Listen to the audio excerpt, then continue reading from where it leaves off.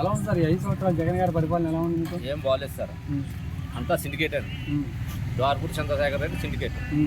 ఆయన ఒక లారీ మట్టి తేవాలన్నా, లారీ గ్యావలు తేవాలన్నా పెద్దాపురం నుంచి ఇక్కడికి వచ్చి గ్యావలు ఇక్కడ ఆపేస్తారు సార్.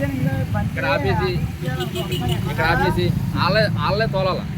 ఇక్కడ చంద్రశేఖర్ రెడ్డి అతనే తోలాల. ఉన్న వాళ్ళు వేరే వాళ్ళు తేకూడదు.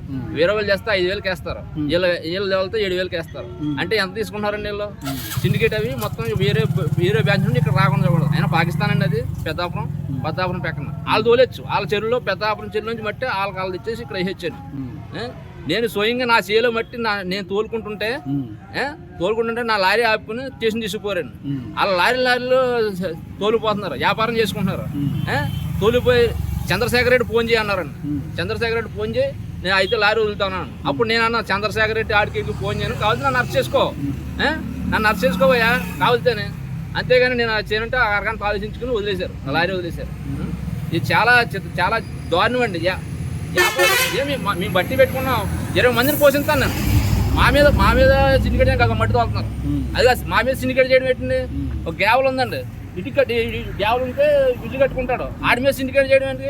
ఒక ఇటు తగ్గుతుంది కదండి, ఎక్కడి నుంచి వచ్చినాడు తగ్గుతుంది కదా. మా మీద బతకడం కాదండి. వాళ్ళు చంద్రశేఖర్ రెడ్డి ఎవరండి? అక్కడ నుంచి ఇక్కడ చెరువులు తోలిపోయిన కారణం ఏంటండి?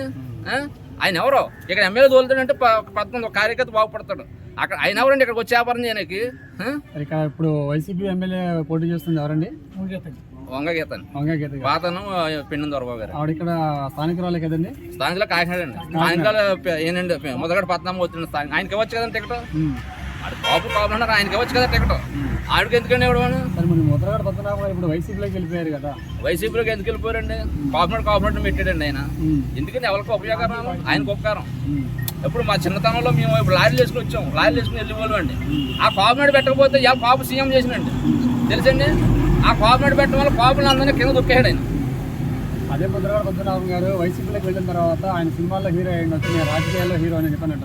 ఆ రాజకీయాల్లో హీరో అవడండి. ఇప్పుడు రాజకీయాల్లో హీరో అయితే పోటీ చేయమంటారు. పిఠాపురం పోటీ చేయమని హీరో అయితే ఆ సినిమా యాక్టర్ హీరో కాబట్టి ఇలా పిఠాపురం పోటీ చేస్తున్నారు. ఎక్కడ నుంచి హైదరాబాద్ వచ్చి ఫోన్ చేస్తున్నారు. దమ్ముంటే పోటీ చేయమనండి ఆయన మీద. ఆయన కవులు చెప్పడం కానీ కవులు చెప్పడానికి పని చేయడానికి చాలా విధాలుగా ఉంటుందండి.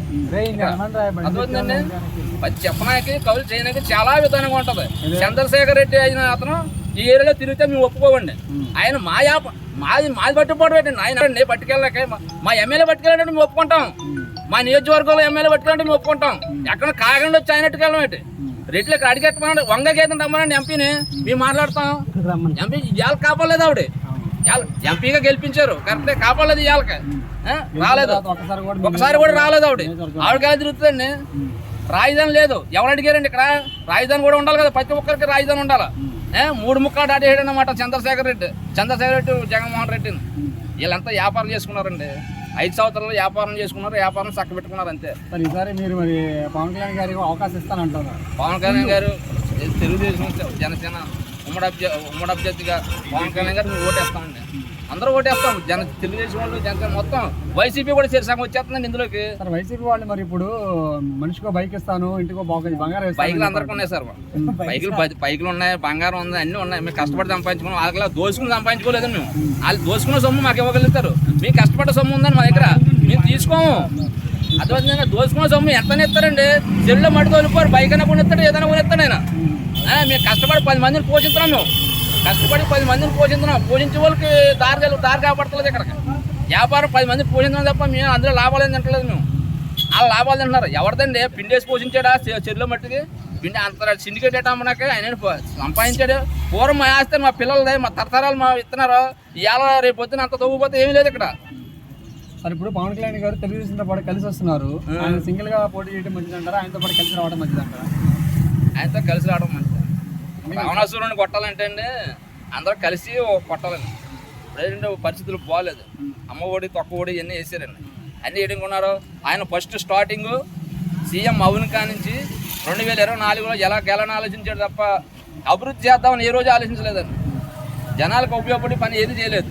10 రూపాయలు పారేస్తే ఆలే వేస్తారు కదా అని అమ్మ ఒడి, లావోడి, ఇవోడి వేసారు.